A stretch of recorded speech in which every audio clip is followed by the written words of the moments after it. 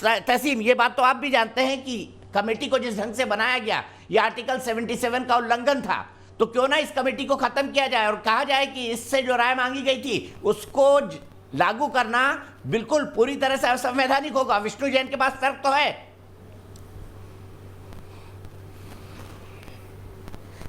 विष्णु जैन मेरे मित्र है, पहचान वाले, उनको अच्छी तरह से मैं जानता हूँ। अक्सर टीवी चैनल्स में मुलाकात भी होती थी प्री कोविड।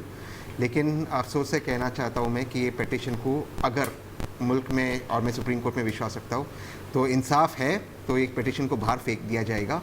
इसमें आपको सुप्रीम कोर्ट जाने की क्या ज़रूरत है? अगर सच्चर कमेटी की रिपोर्ट को आपको लागू नहीं करना, क्या धर्म के आधार पर, मजहब के आधार पर भेदभाव किया जा सकता है? तहसीन में बताइए, अगर देश का हर नागरिक एक है तो क्या मजहब के आधार पर भेदभाव किया जा सकता है? मजहब के आधार पर कहाँ भेदभाव किया जा रहा है? ये एक कमेटी जो देख रहा है कि एक ग्रुप ऑफ पीपल जो है, एक जाति के लोग, एक धर्म के लोग हैं, वो उनके साथ वो इकोनॉमिकली और सोशली बैकवर्ड क्यों है? इसमें कहाँ किसी वही तो कह रहा हूँ, ये मजहब के आधार पर ही भेदभाव हुआ ना। तो फिर ये कमेटी तो हिंदुओं के लिए भी बननी चाहिए, पारसियों के लिए भी, क्रिश्चियन के लिए भी, ईसाई के लिए भी। बिल बनिए। तो आपके जो कल ओबीसी रिजर्वेशन माननीय प्रधानमंत्री जी ने किए, सोनिया जी के, जो सोनिया जी उनको बता रही थी कि करो, और फाइनली सोनिया जी की बात सुनकर प्रधानमंत्री जी ने जो कल किया, तो किसके लिए था? ओबीसी कौन है? कौन है ओबीसी? तो क्या है?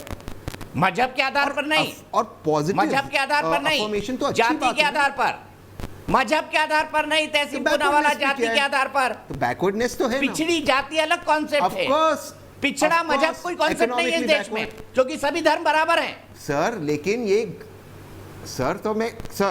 सर ये एक पिटीशन बाहर जाने वाली है, यहाँ पे बीजेपी के प्रवक्ता है, लेकिन मैं आपको कह रहा हूँ कि इतना सब करने की ज़रूरत क्या है? माननीय प्रधानमंत्री को कह दो ये गलत है, ये अनकॉन्स्टिट्यूशनल है, इसे कैंसिल कर दे सच्चर कमेटी। हम क्यों डिबेट कर रहे हैं? जिस मुल्क में पेगासस पे प्रधानमंत्री जी स्नूपिंग कर रहे हैं लोगों पर, महिला पत्रकारों पर स्नूपिंग हो रही है, जिस मुल्क में पेट्रोल 100 रुपया पार कर गया है, 2005 के मुद्दे को लेकर हम बैठे, उस पर सुप्रीम कोर्ट जा रहे, प्रधानमंत्री को बोले कैंसिल करे। किसने रोका है प्रधानमंत्री को? अरे आप करते दिखाओ ना, पर बात करिए ना। सुप्रीम कोर्ट इसके लिए जा रहे हो? क्या मजहब के आधार पर ऐसी कमेटी बनाना ठीक था? हाँ या ना? सिंपल सवाल।